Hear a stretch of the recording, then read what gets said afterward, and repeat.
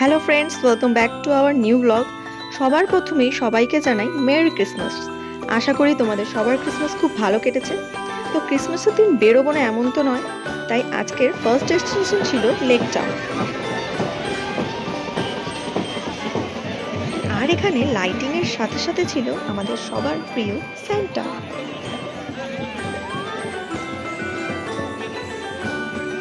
Lake টাউনের যে লাইটিংটা ছিল সেটা ভীষণ জাঁকজমক হয়েছিল, আর তার সাথে সাথে সেখানে ছিল প্রচুর প্রচুর মানুষের ভিড়।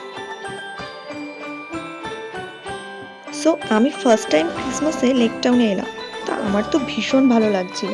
চারিদিকে এত জাঁকজমক মেলা, এখানে সুন্দর সুন্দর ক্রিসমাস বেস অনেক অনেক দোকান ছিল যেখানে খুব ইউনিক ইউনিক ক্রিসমাস শোপিস পাওয়া যাচ্ছিল। সেগুলো দেখতেও আমার ভীষণ কিউট লাগছিল। এখানকার ডেকোরেশনও খুব সুন্দর লেগেছে, আর এখানে আমরাই এত মজা পেয়েছি, তাহলে ভাবো তো বাচ্চাদের জন্য এটা কতটা এক্সাইটিং হতে পারে।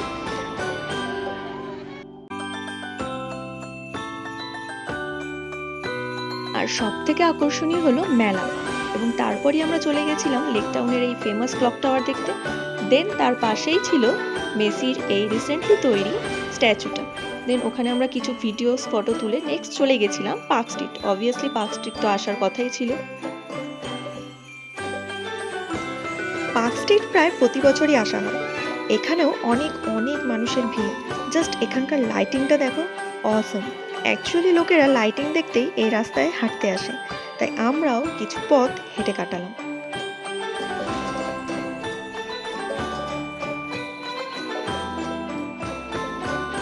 নেক্সট ডেস্টিনেশন অবশ্যই বাড়ি। বেরোনোর আগে কিছু লাইটিং এর ভিডিও না করলেই নয়, এটা ভীষণ ম্যান্ডেটরি।